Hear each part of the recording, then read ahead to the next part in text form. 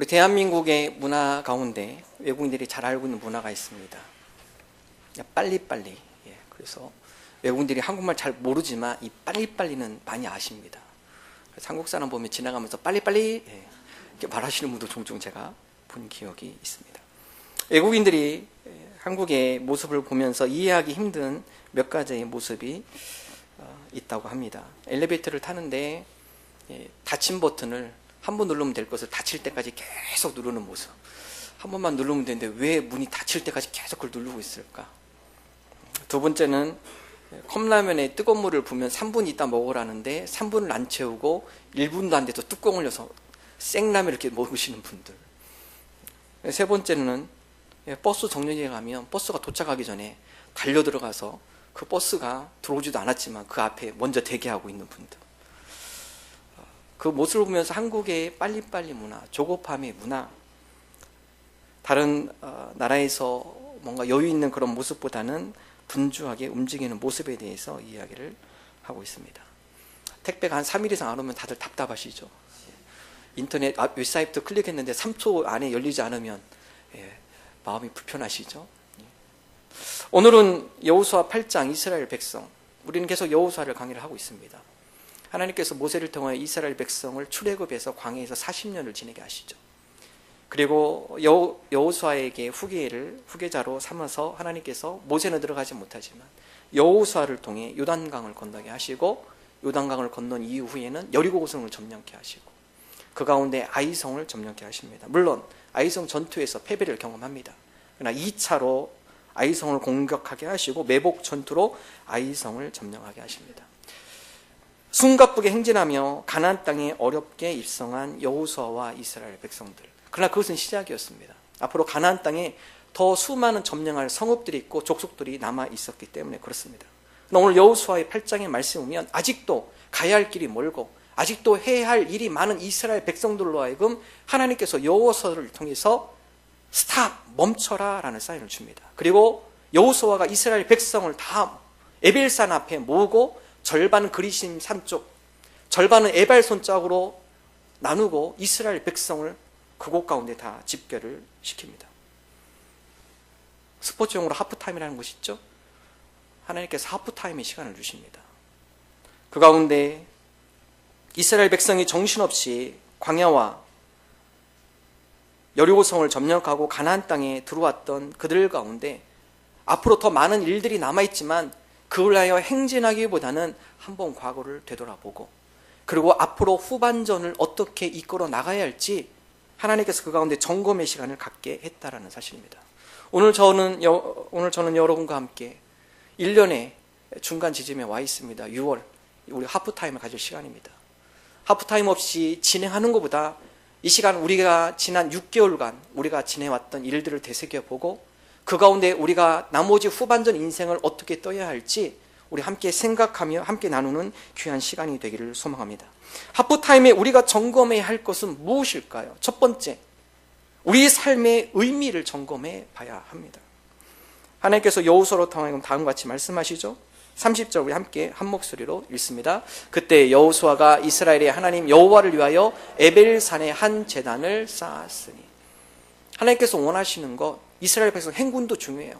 성읍을 점령하는 것도 중요합니다. 그러나 이스라엘 백성으로 하여금 분주하면서도 조급하면서도 바쁘게 움직였던 그들에게 하나님께서 요구하신 것은 너희들이 왜 가나안 땅에 들어가야 하는가입니다. 그 의미를 잊지 말아라. 내가 너희들을 광야를 통해서 40년간 인도하고 요단강의 기적을 보여주고 여리고성을 무너뜨리고 가나안 땅까지 이곳까지 온 것, 그 의미가 무엇인지 그것을 기억하고 되시기라는 말씀이죠. 이스라엘 백성이 여호와 앞에 제단을 쌓습니다. 하나님, 우리가 이곳 가나안 땅에 온 것, 그것은 바로 우리가 더 하나님을 잘 예배하고 하나님을 잘 섬기기 위하여 하나님께서 우리를 이곳으로 인도한 줄로 우리가 믿습니다. 모세가 이스라엘 백성을 애굽에서 출애굽하죠. 바로에게 다음과 같이 얘기합니다. 하나님께서 우리로 하여금 애굽에서 나가기를 원하십니다. 바로가 물어요. 왜 나가느냐? 200만 명이나 되는 거대한 인구이죠. 200만 명이 빠져나가면 애굽이 운영이 안 됩니다. 다 종살이들인데. 노역할 종이 있어야 나라가 돌아갈 텐데 200만 명이나 되는 거대한 인구와 종노릇 했던 그 민족이 빠져나가면 애굽이 흔들리죠. 바로가 절대 보내주지 않습니다. 바로가 묻습니다. 왜 나가려고 하는가? 모세가 대답하죠. 하나님께서 우리로 하여금 예배하기를 원하십니다. 바로가 얘기합니다. 나가지 말고 여기서 예배 드려. 애굽에서 예배 드리게 해줄 테니까 편안하게 여기서 예배 드려. 아니요. 이곳에서 우리가 하나님 앞에 온전한 예배를 드릴 수 없습니다. 온갖 주변에 우상이 가득하고 우리가 이곳 하나님을 예배할 때 당신의 애굽 사람들이 우리를 가만두지 않을 것입니다. 그러므로 우리가 이 애굽에서 분리된 광야에서 온전하게 우리 온 공동체가 하나님을 예배하기 위해 잠시 나가겠습니다. 바로 보내지 않죠. 하나님께서 10가지 재앙을 내립니다. 바로의 마음을 꺾고 10가지 재앙을 내리고서 비로소 이스라엘 백성 애굽을 나올 수 있도록 허락을 해줍니다. 여러분 그렇습니다. 이스라엘이 가나안 땅에 들어가는 목적, 하나님을 예배하기 위함입니다. 여호수아가 이스라엘 백성들로 하여금 여러 광야의 생활, 또 여러 전투의 생활, 그 가운데 지쳐 있어요. 분주합니다. 앞으로 점령할 많은 성읍들에 대한 마음이 조급함이 있어요. 그러나 그 가운데 그들로 하여금 잊지 말아야 할 사실, 오늘 우리가 가나안 땅에 들어간 이유, 그 의미, 그것은 바로 하나님을 예배하기 위해서입니다. 그리시난과 에벨산에 있는 모든 이스라엘 지파를 다 모아놓고 그 가운데 공식으로 선포합니다. 여러분 우리는 어떻습니까? 우리가 한 해를 지나며 분주하게 사셨죠? 연초에 시작하면 여러 나름대로의 목표를 세우시고 목표에 대한 의미를 아마 부여하셨을 것입니다. 지금 이 시간 우리가 한번 다시 되돌아보기를 원합니다. 우리가 분주함 가운데 바쁘게 살아가는 가운데 우리 앞에 놓여있는 일들을 처리하는데 급급해 하지는 않았는지 한 해를 되돌아보면 하나님 우리가 처음에 우리 마음속에 품었던 한 해에 대한 목적, 이 한 해에 대한 의미 우리가 되새기게 하시고 이 한 해가 의미 있는 한 해가 되게 하여 주옵소서. 분주한 일에 바쁜 일에 쫓기지 않게 하시고 그 분주한 일을 처리하는 데 시급하게 하지 않게 하시고 우리가 이 한 해에 의미 있는 시간들로 채워나가게 하여 주옵소서. 하나님께서는 우리로 하여금 우리 인생의 큰 목적, 의미는 무엇인가? 이사야 43장 21절입니다. 함께 읽습니다. 이 백성은 내가 나를 위하여 지었나니 나를 찬송하게 하려 함이니라. 하나님께서 우리를 창조하신 목적, 그것은 바로 하나님을 찬양하기 위하여서, 하나님을 영화롭게 하기 위하여서, 하나님을 기쁘시게 하기 위하여 우리를 창조하셨고 만드셨다. 그러므로 우리 인생 가운데 늘 잊지 말아야 할 인생의 의미, 하나님 우리가 주님 앞에 기쁨이 되는 삶이 되기를 원합니다. 하나님을 영화롭게 하는 삶이 되기를 원합니다. 우리의 삶이 하나님 앞에 예배하고 하나님을 찬양하고 하나님을 높이는 삶이 되기를 원합니다. 여러분 그러기 위해서는 우리가 시간을 아끼셔야 돼요. 사도 바울은 에베소의 말씀을 통하여서 우리로 하여금 지혜 없는 자같이 허송생활을 하지 말고 하나님께서 우리에게 주는 소중한 시간, 이 시간을 의미 있는 시간으로 잘 채워라. 이것이 바로 하나님 앞에 영광된 삶과 더불어 우리로 하여금 의미 있는 삶, 복된 삶, 형통한 삶, 하나님의 은혜와 복을 누리는 삶임을 사도 바울은 고백을 하고 있습니다. 에베소서 5장 15절 16절 우리 함께 한 목소리로 읽겠습니다. 그런즉 너희가 어떻게 행할지를 자세히 주의하여 지혜 없는 자같이 하지 말고 오직 지혜 있는 자같이 하여 세월을 아끼라. 때가 악하니라. 사도 바울의 우리를 향한 교훈, 지혜 없는 자같이 하지 말아라. 하루하루 시간 보내는 것, 지혜 없는 자같이 허송세월 시간 낭비하지 말아라. 지혜 있는 자같이 세월을 아끼라. 여기서 세월을 아끼라 해서 아끼라, 헬라어의 표현은 엑사고라조라는 단어를 씁니다. 엑사고라조. 그럼 이 엑사고라조의 단어의 원어는요, 낚시입니다. 낚시할 때 엑사고라조라는 단어를 써요. 즉 세월을 낚시해라, 시간을 낚시해라. 이 의미는 여러 우리 시간들 가운데 의미 있는 시간으로 끄집어 올리라는 것 사실입니다. 우리 하루의 시간에 얼마만큼 의미 있는 시간을 여러분 끌어올리시나요? 여러분 그 의미 있는 시간을 잘 끌어올리는 분은 의미 있는 인생을 살아가게 됩니다. 그러나 우리가 주어진 이 시간을 허송세월하는데 헛된 곳에 우리의 마음과 시간을 뺏길 때 우리의 인생은 헛된 인생이 되어질 수 있다는 사실입니다. 오늘 저와 여러분이 하나님께서 우리에게 주신 소중한 시간, 이 시간을 의미 있는 시간으로 채워나가는 저와 여러분 되기를 주님의 이름으로 축원합니다.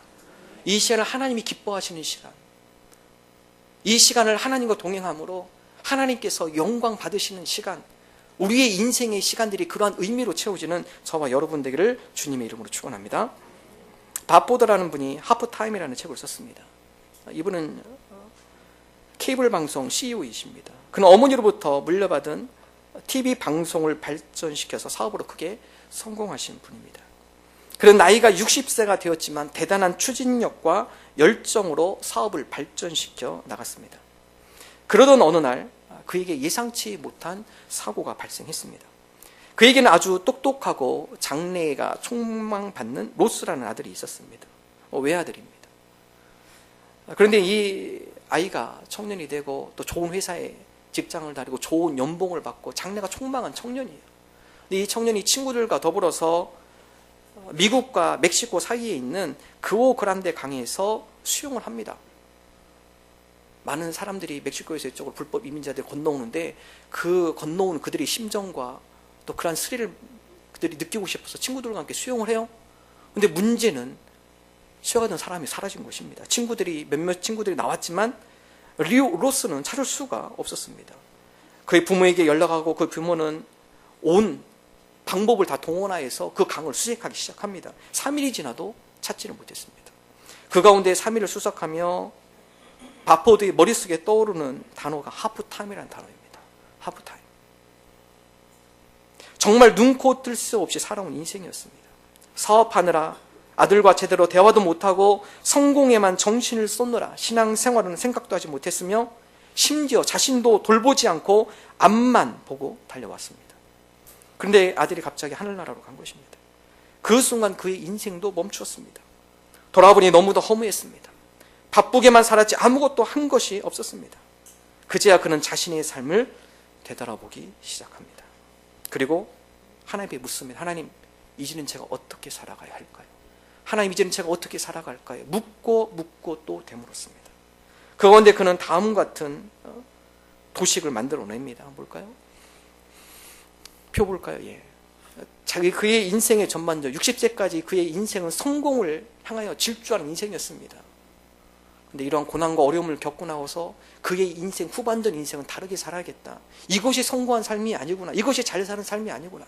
하나님 앞에 그의 고통과 아픔을 아뢰며 하나님, 나머지 인생 제가 어떻게 살아가야 할까요? 그건 하나님께 주신 마음, 앞으로 의미 있는 인생을 펼쳐나가라.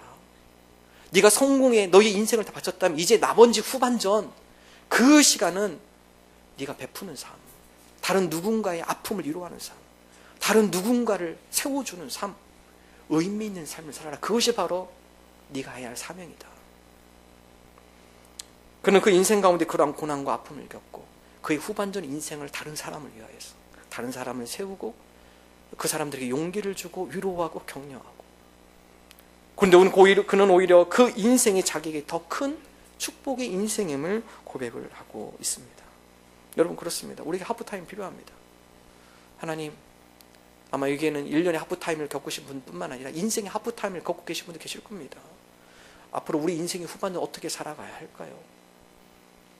우리 인생의 후반전이 하나님 보시기에 기뻐하시는 삶, 하나님 앞에 영광 올려드리는 삶, 우리 인생 가운데 의미를 되찾는 그러한 삶을 살아가는 저와 여러분 되시기를 주님의 이름으로 축원합니다.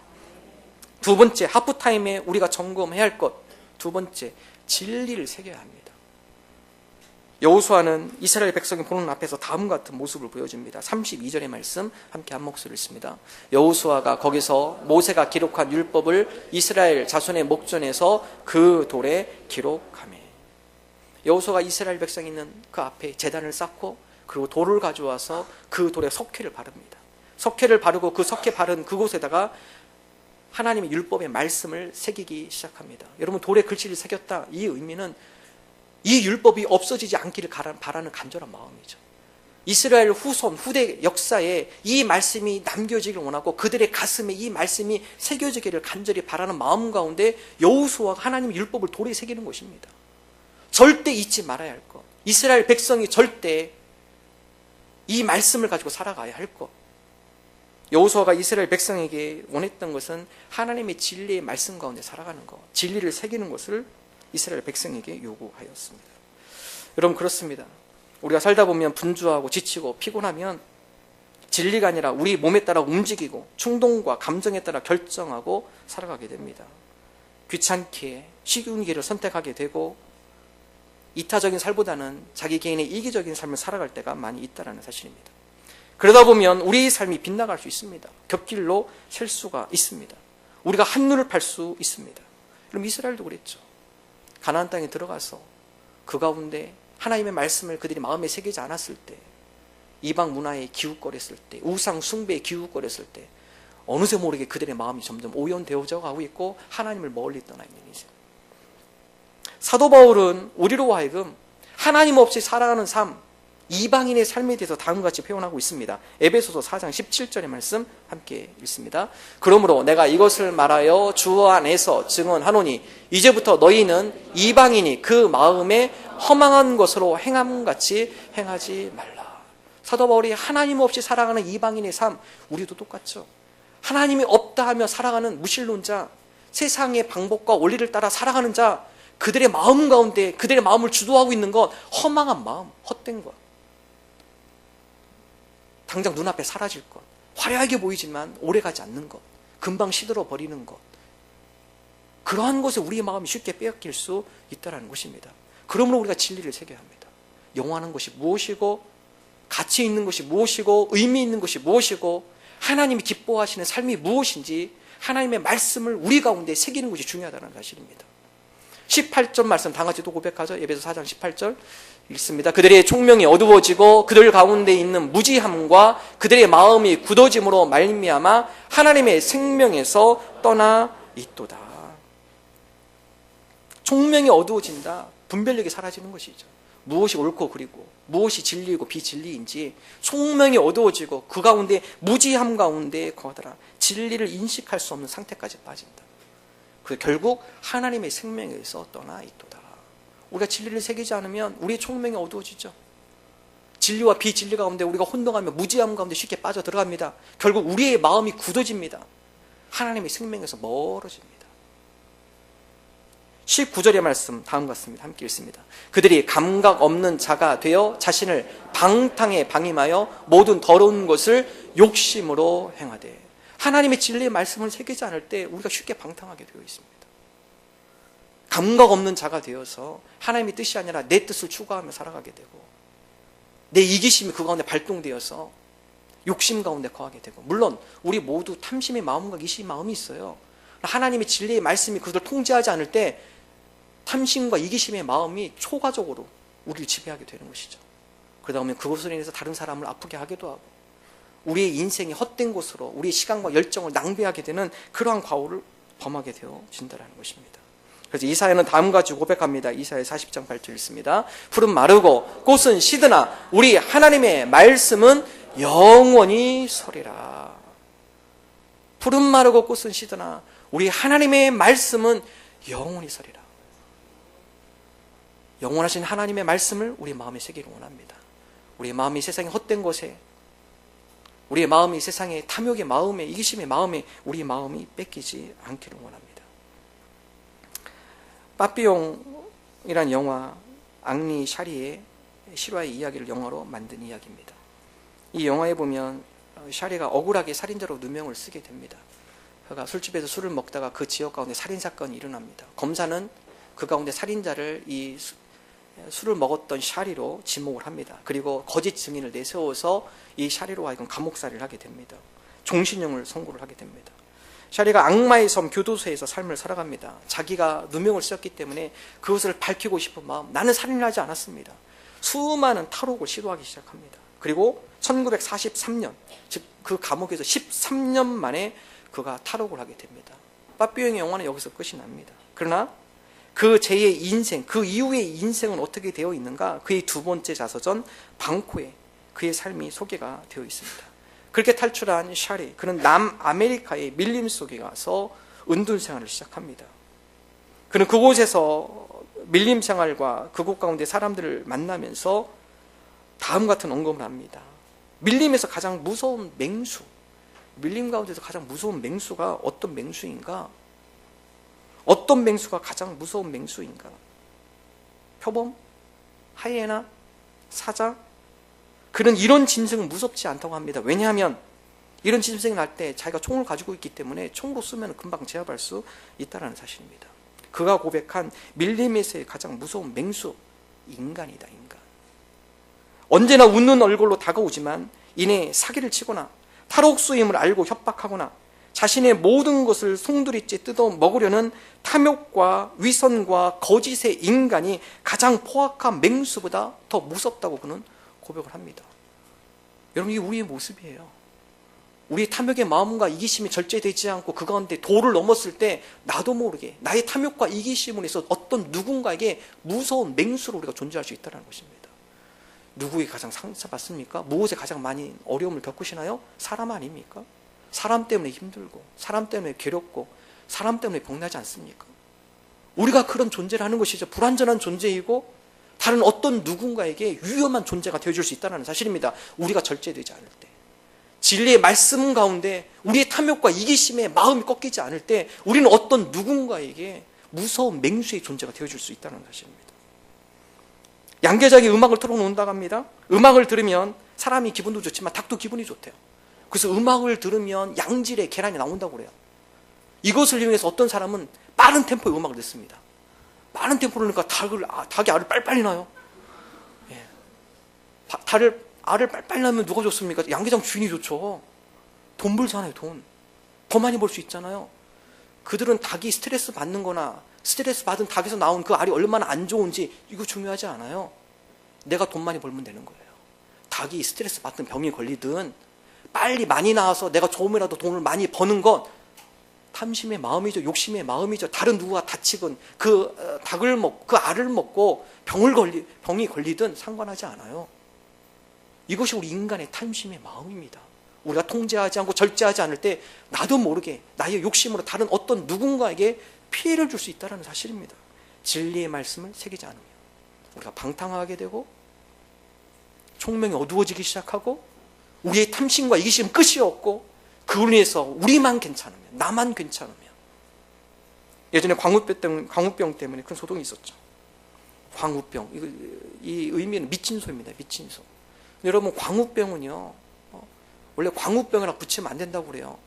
원래 이름은요 그렇게 붙이면 안 되고 광인병, 이거는 소가 그런 게 아니라 사람이 잘못해서 만드는 병이다.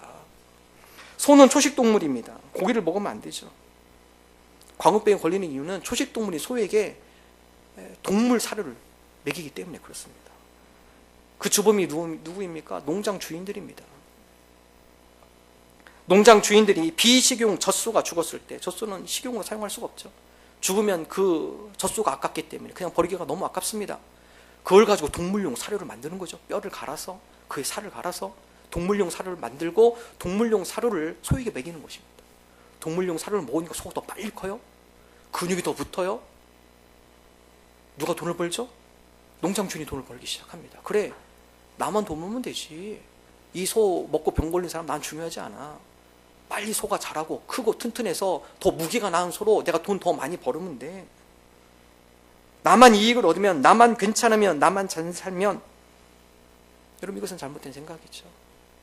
우리가 그러한 잘못된 탐욕의 마음과 이기심 마음에 진리의 말씀이 우리 가운데 절제할 수 있도록 세워지지 않는다면 우리도 그러한 사람으로, 그러한 모습으로 살아갈 수 있다는 사실입니다. 우리 6월, 여러분 몸이 많이 피곤하시죠? 앞으로 불길수가 높은 여름과의 싸움이 남아있습니다. 그러다 보면 우리도 모르게 우리 자신의 삶 가운데 이기심이 되어질 수 있고 이기적인 삶이 되어질 수 있고 나만 괜찮으면 하는 삶이 되어질 수도 있습니다. 하나님 인생의 후반전, 앞으로 남은 6개월 우리가 좋은 열매, 의의 열매를 맺기를 원합니다. 내가 좀 피곤하지만 나의 섬김과 나의 헌신을 통하여 누군가를 세워주는 의미 있는 삶이 되게 하여 주옵소서. 나의 욕심과 이기심과 탐욕을 채우는 삶이 아니라 하나님의 말씀에 순종하며 누군가를 세워주고 누군가를 격려하며 누군가에게 하나님의 은혜와 사랑을 함께 나누는 그런 복된 인생, 형통한 삶이 되게 하여 주옵소서. 우리가 이러한 믿음으로 고백하는 저와 여러분 되시기를 주님의 이름으로 축원합니다.